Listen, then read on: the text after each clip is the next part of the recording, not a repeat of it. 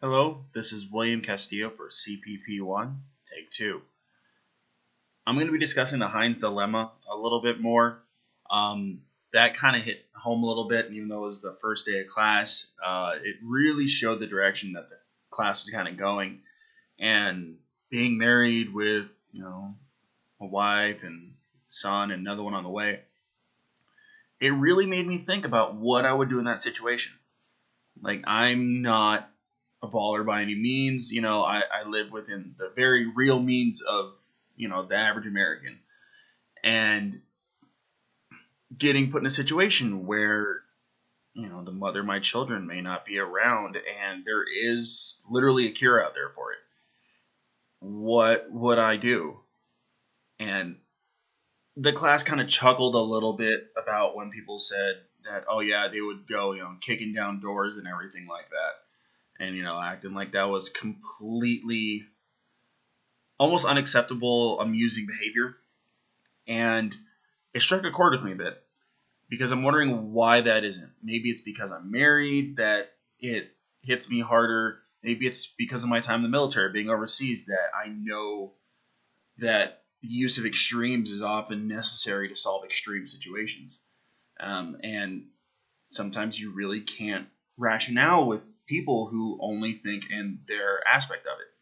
So thinking of, the CEO or whoever of this pharmaceutical company saying that, no, we can't make an exception, we have to make a profit. And I've probably already told this guy that my wife's going to die if I don't get this cure. And yes, I get that guy has a company to look out for and everything, but he's taken the decision of my wife's life out of her hands, out of my hands, and saying, my bank account, this company's bank account means more than her life. And I think most people can agree that if, let's say this was the common cold and, they hiked up the cost of, NyQuil to $1 billion and there was no other way around it, everyone would be like, it's the common cold. Why can't you just, hook it up pretty much? But now, because it's a more extreme illness, that all of a sudden it becomes, I don't know if I should steal. I don't know if I should, kick down some doors to do this. It bugs me. Now, I'm not saying this would be my first course of action by any means. Obviously, this is more of a progression where you start off with the whole, all right, well, let me go to the bank, take out a loan, talk to family, do a GoFundMe page, something like that. And another alternative that even popped up, I can't remember her name in the class, but it was when we did the moral dilemma of, corporate governance, and, we did it in class the other day where the lady is not supposed to divulge from this non-disclosure agreement. And instead of going to, the general manager or going to someone else about it, she decides to backdoor it in a way and let those people know that, hey, I know what you're doing is shady, and see what she can work out from there. And I think that's actually a really good way to go about it as well. Due to the fact of it does give you a minor sense of power, and it does give you the ability to influence things rather than just reacting to it. In the Heinz Dilemma, you're just reacting to this guy, to your wife getting sick, or your significant other, and possibly to this person saying no. And you're not grabbing any sort of a control. So yes, am I in a way saying that is it possible to go out and say, hey, if you don't do this, if you don't help me out here, I'm going to slam you on social media, like that one guy, can't remember his name. He was the AIDS person that, jacked up the price a ridiculous amount, and everyone hates him now because of it. Or maybe if there's a way for me to find out dirt on him, yes. And is this pushing my morals? No. And I know that sounds odd, but it depends what is moral in your world. I think is a weird, bear with me here. If this was all about saving, I don't know, a goldfish, I really hope you have more important people in your life than your goldfish. But saving your significant other's life, that puts in a whole new ballpark. People start weighing what is the lesser of the evils, and if you're willing to, how far you're willing to go for it. Personally, I would go as far as necessary.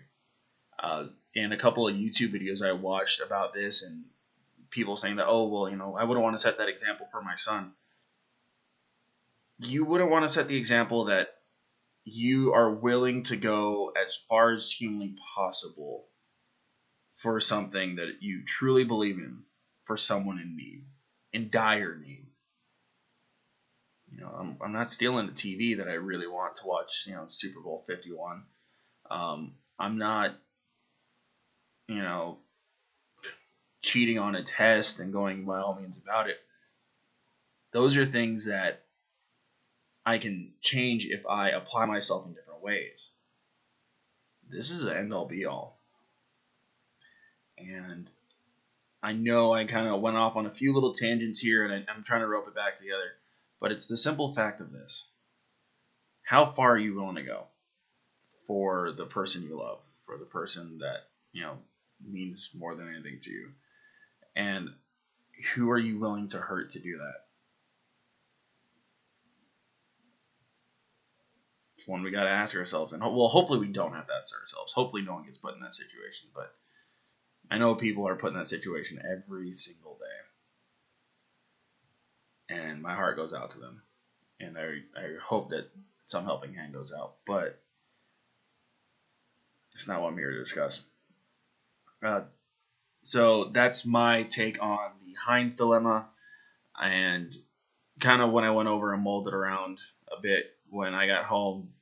And I'm looking forward to seeing other moral dilemmas in class later, such as the non-disclosure policy issue, the little girl who's got asthma and everything like that, because these really do push you a bit more in seeing how far people really will go or push their morals.